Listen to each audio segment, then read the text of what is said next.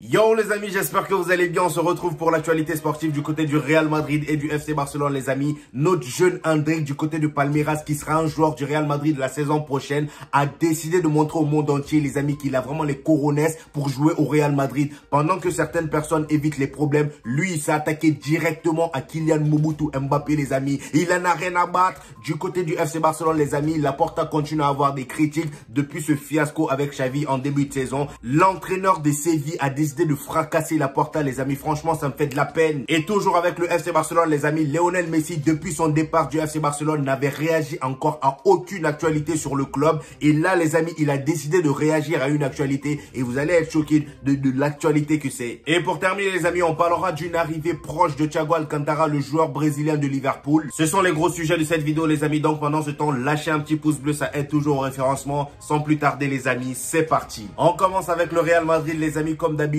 Hier les amis, face au Real Betis, c'était le dernier match de Toni Kroos, notre légende les gars. Le dernier match de Toni Kroos avec le Real Madrid au Santiago Bernabéu. Bien évidemment, il lui reste encore la finale de Ligue des Champions à jouer. Mais là les amis, c'était son dernier match au Santiago Bernabéu. Donc avant le match, comme vous pouvez le voir, les joueurs du Real Betis et du Real Madrid lui ont fait un aide d'honneur. Voilà, ils sont tous mis en ligne, ils ont commencé à applaudir. Et lui, il est passé entre les deux lignes. Et franchement, ça pouvait se voir à son visage qu'il était gêné. C'est quelqu'un qui n'aime pas montrer ses émotions. Et franchement, les gars, hier, pour la première fois de ma vie, j'ai vu Toni Kroos attristé. J'ai vu les larmes de Toni Kroos. C'est une dinguerie. J'ai jamais vu ça.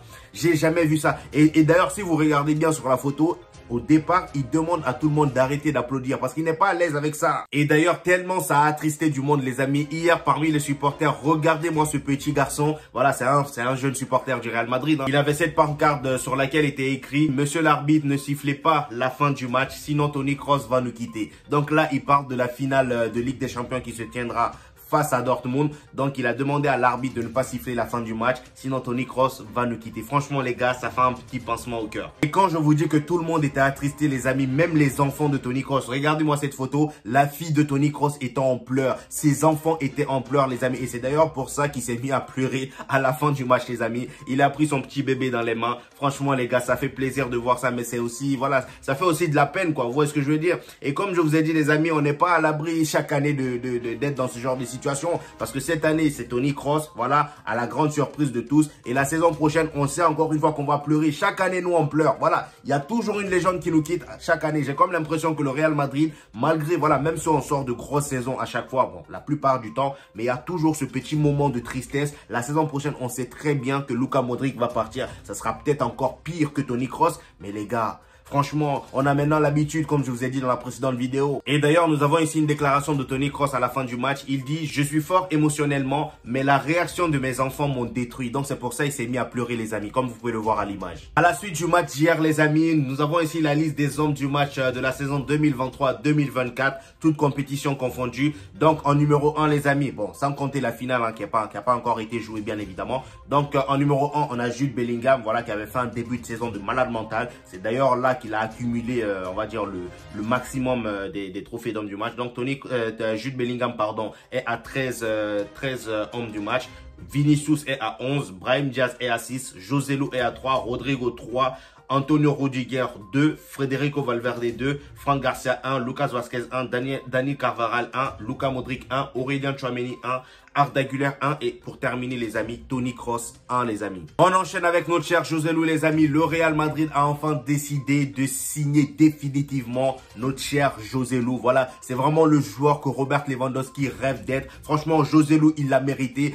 Cette année les amis, malgré qu'il était remplaçant, regardez le rendu. C'est grâce à lui qu'on est en finale. Le gars, avec la difficulté qu'on avait en demi-finale, il est rentré doublé à la dernière minute. Franchement, qui peut faire ça au Real Madrid? Il n'y a personne les amis. Franchement, il l'a mérité. Maintenant, les amis, nous allons parler de notre cher André qui a décidé de poser ses coronets sur la table pendant que voilà, tout le monde flippe de l'arrivée de Kylian Mbappé. Lui, il flippe pas. Non, non, non, il n'a pas peur, notre cher André. C'est pas pour rien qu'on l'a recruté. Et voici sa déclaration. Déjà là, selon Foot Mercato, le plan d'Hendrick face à la terrible concurrence offensive qui profile au Real Madrid. Le jeune Brésilien de 17 ans va débarquer dans la capitale espagnole dans les prochaines semaines, une arrivée à Madrid qui coïncide avec celle de Kylian Mbappé. Mais la pépite de Palmeiras a un plan bien précis. On va voir c'est quoi le plan de notre cher Endrick, voilà, face à Kylian Mbappé. Donc, Foot Mercato nous dit Et pour Endrick, toute cette concurrence n'est pas un problème. Loin de là, dans un groupe gagnant, voilà, ça c'est les propos de Endrick.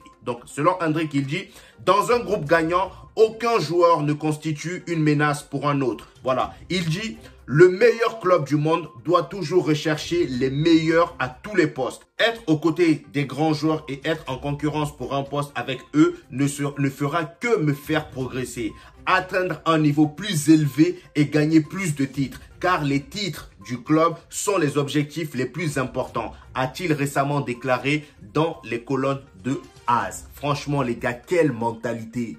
Quelle mentalité, il n'a pas peur. Donc là, déjà, lui, dans sa tête, il vient pour s'imposer. Il n'a pas dit, ah, voilà, ça serait bien que je sois, voilà, je serais peut-être remplaçant, il y a des gros. Non, non, non, il dit, c'est bien qu'il y ait de gros joueurs. Comme ça, au moins, ça va me permettre de progresser. Être en concurrence avec ces gens-là peut que me faire progresser et faire progresser l'équipe. C'est ça la mentalité qu'on cherche au Real Madrid, les amis. Franchement, Endrick, chapeau à toi. Et c'est pas tout, les amis. Selon Foot Mercato, ce discours d'Endrick confirme la tendance évoquée par le quotidien madrilène ce vendredi. Endrick va arriver en Europe avec un statut différent de celui de Vinicius et Rodrigo qui n'avaient pas vraiment confirmé dans leur pays. Endrick, c'est 21 buts et 4 passes décisives en 81 matchs avec le Verdao, avec Palmeiras, voilà. Et 2 buts inscrits en 4 matchs avec la Seleção, avec le Brésil. Tout ça à seulement 17 ans. Pas question donc pour lui de faire un tour au Real Madrid Castilla pour se faire au football européen avec la réserve. Pas question non plus de repartir en prêt dès cet été. Le média espagnol AS assure qu'Endrick veut clairement s'imposer à Madrid avec la venue d'un concurrent comme Kylian Mbappé. En revanche, la donne pourrait changer durant l'hiver 2025. Le journal espagnol explique en effet que ses agents ont quand même prévu de faire le point juste avant le prochain mercato hivernal. En clair, si Endrick doit vraiment se contenter de miettes ou s'il peine à se montrer au niveau. En clair, si Endrick doit vraiment se contenter de quelques miettes comme le fait Carlo Ancelotti avec Arda Güler, ou s'il peine à se montrer au niveau, un prêt sera vraisemblablement demandé. Donc là, Endrick et son agent, ils viennent dans l'optique de s'imposer comme je vous l'ai dit. Donc s'ils voient que, voilà, avant le mercato hivernal qui va arriver la saison prochaine, avant le mercato hivernal, s'ils voient que le gars il n'a que des miettes, il joue pas assez et en gros, on va dire, il n'a pas le niveau, ils vont directement opter pour un prêt. Voilà, eux, ils vont pas perdre de temps. Là, ils viennent déterminer. C'est pour ça que je dis que là, en fait, Endrick, ça va changer la donne dans la tête de Carlo Ancelotti. En même temps, j'espère qu'il est aussi concentré, il est aussi près de ce qu'il attend là-bas parce que c'est Carlo Ancelotti. Là, c'est pas les entraîneurs, voilà. Là, c'est Carlo Ancelotti. Il a du mal à faire jouer les jeunes. On a bien vu avec Arda Güler. Il a attendu jusqu'à ce que le championnat soit bouclé. Voilà, il avait remporté le championnat avant de vraiment donner du temps de jeu à Arda Güler. Donc, j'espère que Endrick, mais en même temps, s'il prouve aussi sur le terrain, je vois pas pourquoi Carlo Ancelotti va tout le temps le laisser au banc. Mais en tout cas, j'espère qu'il va pouvoir s'imposer. Franchement. Les amis, hier, je traînais sur les réseaux sociaux et je suis tombé sur cette composition du Paris Saint-Germain avec Lionel Messi, Mbappé et Neymar. Et je me suis quand même dit, c'est une dinguerie que le Paris Saint-Germain n'ait pas réussi à gagner une Ligue des Champions avec cette équipe. Mais là, il y a tout. Il y a toutes les caractéristiques qu'un joueur doit avoir sur le terrain. Franchement, les gars, il y a les dribbles pour Neymar. Voilà, le gars, il dribble comme un malade. Je pense que c'est l'un des meilleurs dribbleurs de ces dernières années. Voilà. On a Kylian Mbappé pour la vitesse. On a Lionel Messi, lui, qui regroupe toutes les caractéristiques que les 11 joueurs ont sur le terrain. Mais malgré ça, les gars, ils n'ont pas su exploiter.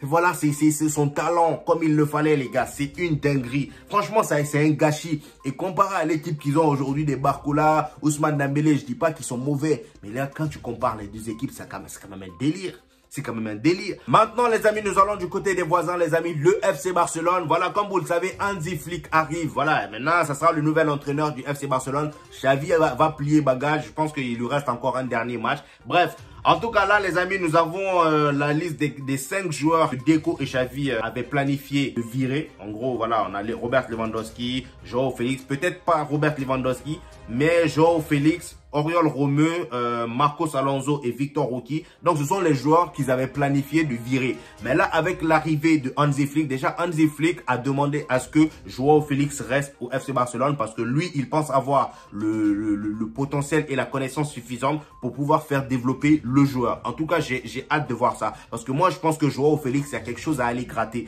de son côté. Parce que Joao Félix, que j'ai vu au début de la saison avec le FC Barcelone, à son arrivée avec Cancelo, c'est un délire. Le gars, il était fort, hein. J'ai vu un joueur au Félix que j'ai jamais vu, les amis. Il était bouillant. Donc, je pense que si Hansi Flick l'entraîne vraiment comme il faut et qu'il devient un bodybuilder comme il sait si bien le faire Hansi Flick, franchement, les gars, ça peut devenir un monstre. Ça peut devenir un monstre. Même Victor Roque, les gars, j'espère que Hansi Flick va changer la donne de son côté. Bah après, Oriol Romeu, lui, j'espère qu'il va plier bagage. Ben, je pense que même les Barcelonais veulent le voir partir. Hein. Voilà. Maintenant, les amis, Lionel Messi, comme je vous le disais, le poteau, depuis qu'il est quitté au FC Barcelone, il n'a jamais réagi sur une actualité du Barça. Voilà. Avec toutes les polémiques qu'il y a là-bas, là. C'est pas polémique qui finit au Barça, mais lui, il n'a jamais réagi. Depuis qu'il a pleuré, là, et qu'il a plié bagage pour aller au Paris Saint-Germain. Et après, Inter Miami, jamais.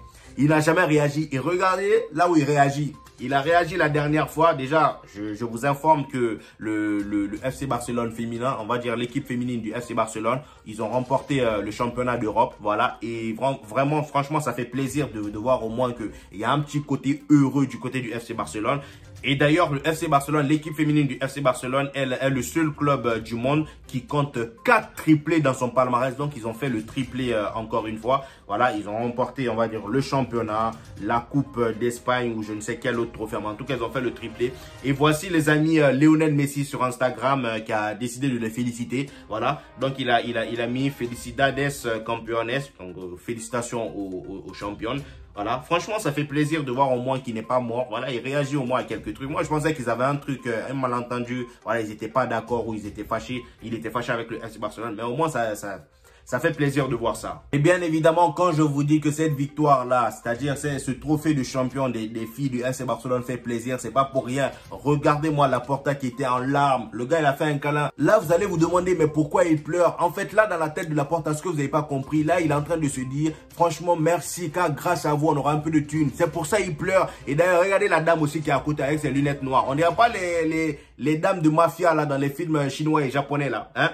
La dame à côté, regardez comment elle arrête, on dirait une gangster, une baronne de coco. Vous voyez ce que je veux dire? Les trucs qu'on sniffe là. Voilà. Les amis, nous allons un peu parler du mercato du FC Barcelone. Qui dit arrivée d'un nouveau coach, dit arrivée de nouveaux joueurs. Donc là, Hansi Flick a demandé au FC Barcelone de voir un peu voilà, tout ce qui se passe du côté de Thiago Alcantara de Liverpool. Parce que Thiago Alcantara de Liverpool, depuis un moment là, il joue de moins en moins. Il y a trop de blessures, voilà. Et comme le dit Foot Mercato, les amis, le plan totalement imprévu du Barça avec Thiago Alcantara, Hansi Flick n'a pas encore été officialisé, mais le Barça veille déjà à lui assurer un confort. Comme le rapporte le journal AS ce samedi, le club catalan souhaiterait rapatrier Thiago Alcantara, 33 ans je le rappelle, voilà, libre cet été après l'expiration de son contrat avec Liverpool. Et c'est là vous allez me demander, mais pour quelle raison ils veulent recruter Thiago Alcantara alors qu'il a 33 ans et qu'il est déjà, voilà, il est déjà rouillé. Et bah les amis, c'est pas pour jouer au football, c'est pour être l'assistant de Hansi Flick.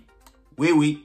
Il veut être assistant maintenant, voilà. Donc, ils sont en train de négocier sur cette piste. Voilà. Passé par le Bayern Munich entre 2013 et 2020, où il avait justement été entraîné par Hansi Flick lors de sa dernière saison. L'Espagnol maîtrise l'allemand et aurait la possibilité d'assurer le lien entre le staff et l'effectif. Selon le média, Deco privilégierait ce type de profil, à savoir un joueur espagnol passé par l'Allemagne et plutôt en fin de carrière. Marc Bartra, libre cet été, et Javi Martinez, actuellement au Qatar, ferait également partir d'une short list établie par le club. Donc là, ils veulent le recruter parce que déjà, il parle bien allemand et espagnol. Donc, il pourra faire le lien entre Hansi Flick et les joueurs du FC Barcelone. Déjà, je pense que Hansi Flick, il parle pas encore espagnol. Donc, voilà, avec sa connaissance du FC Barcelone, vu qu'il est déjà passé par là, je pense que ça ferait énormément de bien au staff. Donc, voilà. D'ailleurs, donnez-moi vos avis par rapport à cette idée, les amis, dans les commentaires. J'hésiterai pas à vous répondre. Et aussi, les amis, vos avis par rapport à l'histoire avec Kylian Mbappé et Endrick là. Donnez-moi tous vos avis en commentaire. Est-ce que selon vous,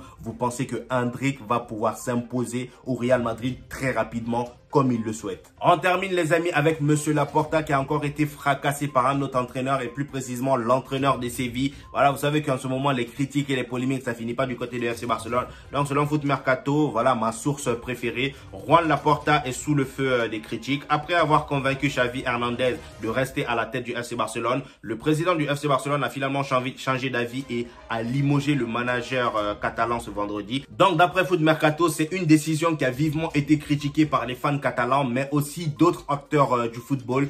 Je sais pas, non, il s'appelle Quique Sanchez Flores, voilà, l'entraîneur de Séville, s'en est pris à la décision du dirigeant catalan, c'est-à-dire à Laporta. Donc, voici les propos de l'entraîneur de Séville. Il dit, Xavi est un entraîneur qui connaît bien le club. Il a vécu beaucoup de choses en tant que joueur et a fait de bon travail en tant qu'entraîneur. Je l'embrasse et nous parlons. Nous communiquons beaucoup. Je ne devrais pas dire cela, mais Barcelone traite mal ses légendes. Quelle mauvaise passe avec Koeman, avec Messi, avec Xavi maintenant. J'aimerais que le club, c'est-à-dire le FC Barcelone, valorise leurs légendes. Cela s'additionne encore. A-t-il expliqué devant la presse? Xavi appréciera. Donc les gars, est-ce que vous êtes d'accord avec ce qu'il a dit? Parce que c'est vrai que le FC Barcelone, ces dernières années, il se passe vraiment des dingueries avec leurs légendes. Que ce soit avec Koeman, comme il a dit, Lionel Messi, c'est encore pire. Ils l'ont laissé partir pour une histoire d'argent.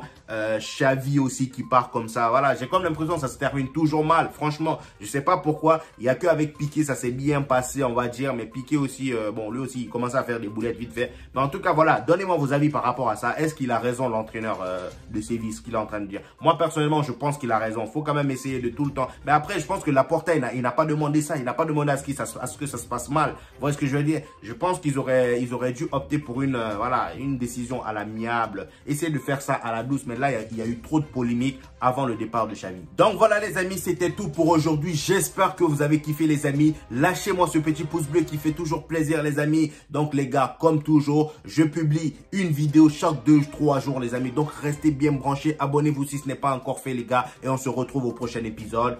Peace!